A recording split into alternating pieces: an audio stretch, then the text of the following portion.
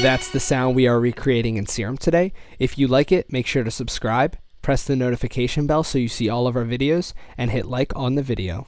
What's up guys, this is Tassian with Cymatics, and today I'm going to be walking you through how to make the lead from Louis the Child's song, The Weekend. So I'm going to play the original and then I'll play the patch that we made.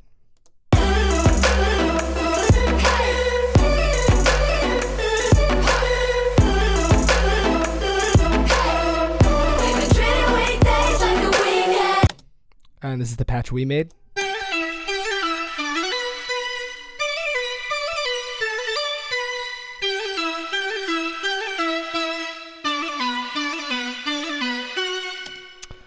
So yeah, this should be a good one. Like always, we have the download link in the description with the Serum preset and the MIDI. So I definitely recommend that you download that and follow along with us, because you're going to learn a ton more if you're actually making this as we go. So anyway, let's get into it. The first thing we're going to do is hit Command-Shift-T to make a new MIDI track, and then we are going to open up Serum. And then we are going to Option drag the MIDI down, so we're basically copying the MIDI over so it's exactly the same. So now you should be hearing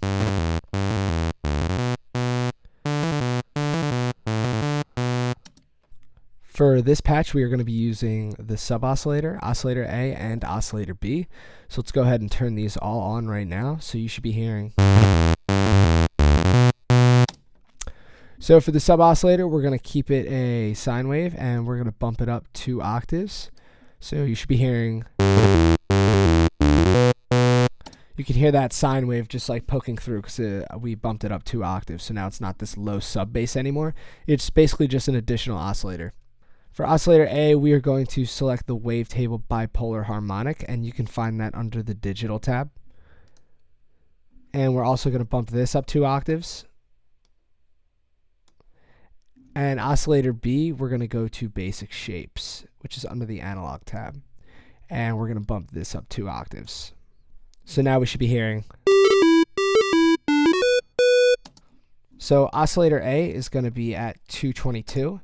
And if you noticed, I just double clicked on the knob and you can type in the value that you want. Oscillator B is going to be at 2. So now we should be hearing.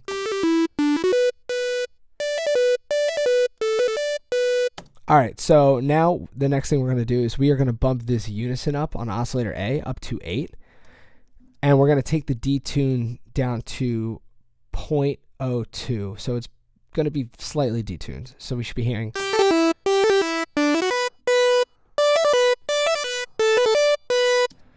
So basically, when you bump up the unison, it adds multiple voices playing this exact wavetable. So this wavetable is basically being played 8 times, and the detune knob controls the tuning of each of them.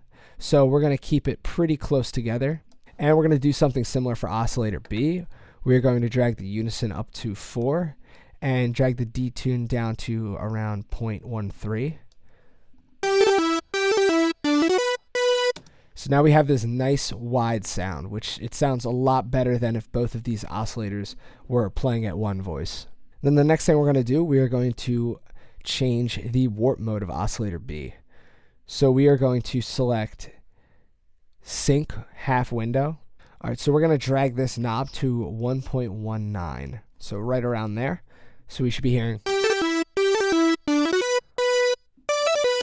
So it sounded real good so far.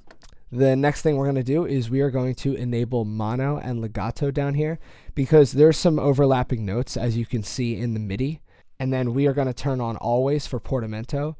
So the portamento is always happening, not just when the notes are overlapping. And this would basically be like a little glide. So let's hear what we have.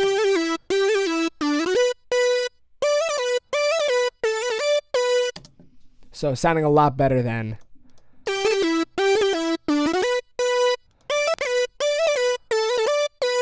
Just sounds a lot smoother. One more thing I forgot to add, for the sub oscillator, we are going to select direct out. So basically this means this is going to bypass all the filter and effects that we're going to put on later. But the next thing we should do is make our envelope. So we're only going to be using envelope 1, which is actually, this is envelope 1 always controls the overall volume of of all the oscillators, but we're actually going to have it modulate the filter as well. So we're going to take this attack and type 29 for 29 milliseconds. And this is basically just going to like get rid of that initial transient. So it just sounds a lot smoother and like less clicky then. We're going to take the decay to 446. And this isn't going to do anything yet because the sustain is at 0. So we're going to take the sustain down to negative 11.3 decibels. So now we should be hearing.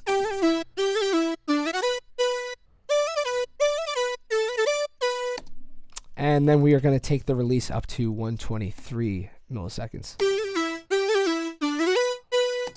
So basically it's just sounding a lot smoother now. So now that we have our envelope, let's take it to the filter. So we're going to go down to multi and we're going to select the LH12. And this is basically a low pass for this knob. And then since it's a multi filter, this second frequency knob is also another filter, and this is a high pass. So we're going to make sure A and B are enabled because we want both the oscillators to run through this filter. And we're going to double click on the cutoff knob and type in 334. And then we're going to double click on the frequency knob and type in 36. So now we should be hearing.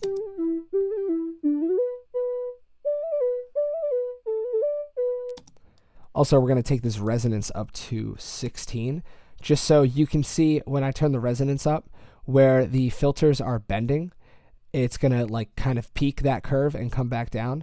So we just want that to be slight, so we're going to take that to 16%. And this is where we're going to set up our first modulation. So we're going to take envelope 1 and drag it onto the cutoff knob, and then drag the range to 15. So now we should be hearing.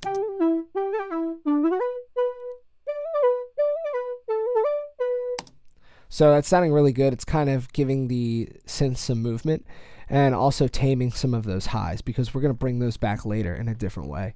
So the next thing we're going to do is we're going to make our LFO. So for LFO1, we're going to make it a sine curve. So we're going to click on this folder, which is wavetable shapes, and go down to sine. And then we are going to set the rate to an eighth note. And we're also going to select the trig button because every time there's a new MIDI note, we want this to re-trigger. So then we are going to drag this onto the fine pitch right here. And we're going to drag the range down to 23 for oscillator A, and then to 19 for oscillator B. So now you should be hearing.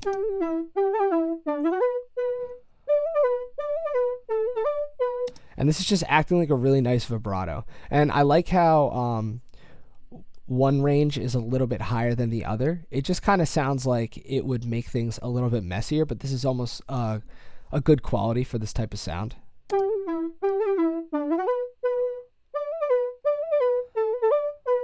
Alright, so that's everything we have to do for the oscillator tab. Now we're going to move on to the effects. And first thing we're going to select is the low cut filter.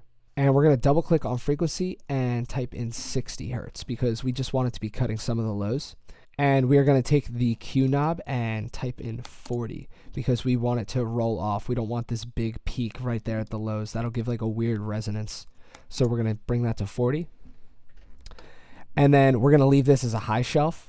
And we're going to take this Q down to 20% because we want this to gradually rise.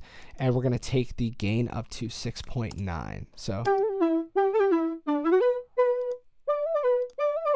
this is just adding some highs back. And we're going to drag the EQ up to the top because this effects chain goes in order. The next effect we're going to add is a distortion. And we're going to take this mode to soft clip and take the drive up to 70. So we should be hearing.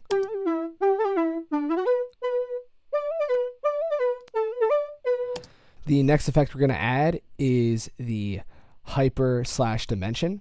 So we are going to take this rate down to around 3%. We are going to take the detune and bump it up to around 64. And we're going to leave the mix right where it is. So let's listen to it with and without. So it just like kind of brightens it up, spreads it out a little bit, makes it a bit more interesting. And the dimension is going to do something very similar to that. And we are going to take the size down to 33 and the mix to right around the same place. It almost makes it sound like it's sitting in like a small room, like there's a tiny bit of reverb. But it gives it a really nice quality. The next effect we're going to add is a chorus. We are going to take delay 1 to 1.7 milliseconds. And we're going to make delay 2 3 milliseconds. So now you should be hearing.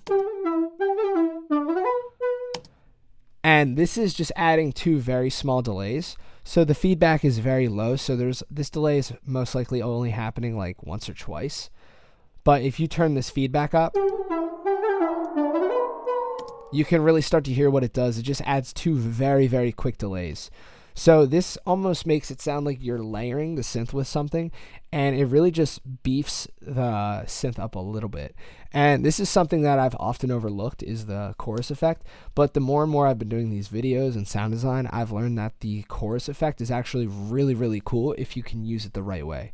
I used to just twist these knobs because I had no idea what they were doing, but now I have a much better understanding for what they're doing. So we are going to BPM enable and take this rate up to 1/2. And we are going to turn the feedback up to around 53-ish, maybe like 50. We're going to take this depth down a lot, and you'll be able to.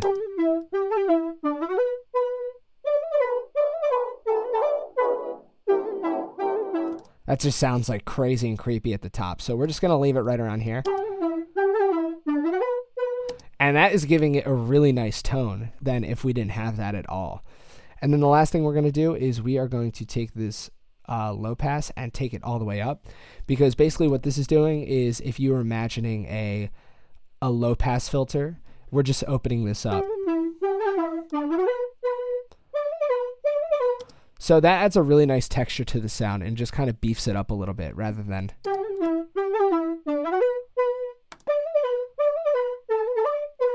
So the next effect we're going to add is a reverb. And we're going to leave this on the Hall setting. We're going to take the size down to right around 11%. And we're going to take the decay down just a little bit. So you should be hearing.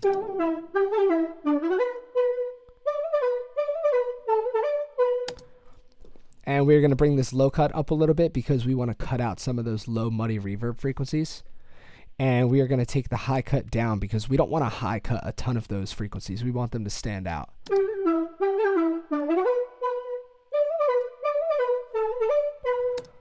And we're also going to take the spin depth down to around 10. This will just kind of clean it up.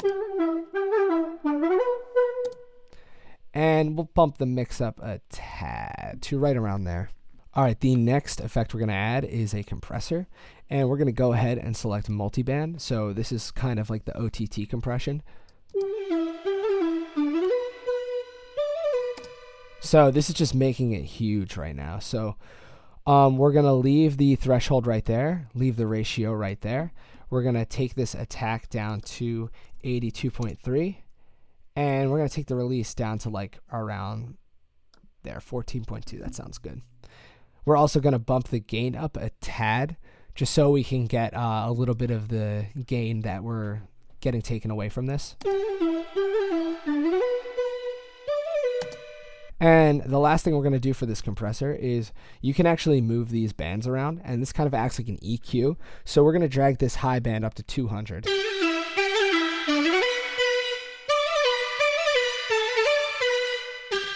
So we're getting some of those highs back. And then the last effect we need is the delay. And we're going to take this feedback down a little bit. And we are not going to BPM sync this because we want to do this is just going to be a small delay, like milliseconds. So, and then we're also going to add link, because if you're doing this, just the left is changing and not the right. So we're going to say we're going to link them, and we are going to double click and type in 10.09. And then we're going to select ping-pong. So it's bouncing back and forth. So now you should be hearing.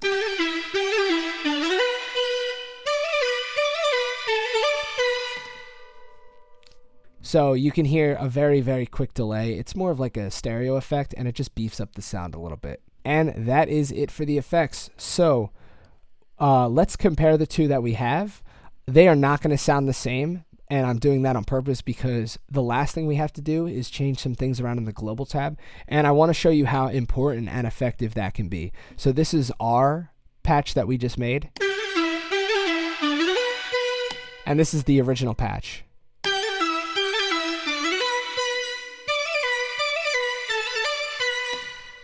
So they don't sound exactly the same, and that's because if I click on the original patch and you go to the global tab, this is what the global tab always looks like when you open it. The range is at 2, this is at 100, these are at 0, and this is off down here.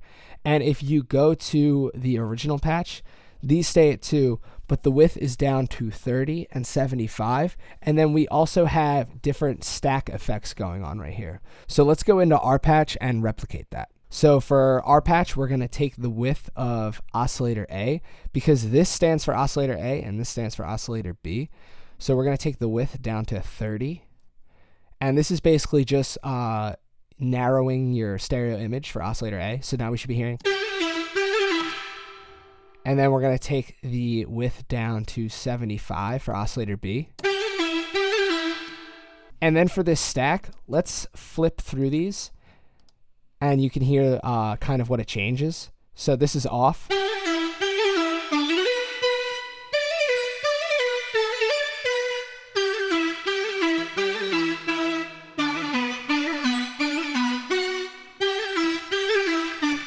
So we're going to leave this at 1 times, and then we are going to take the oscillator B stack and bring this to 12 2 times. So now we should be hearing.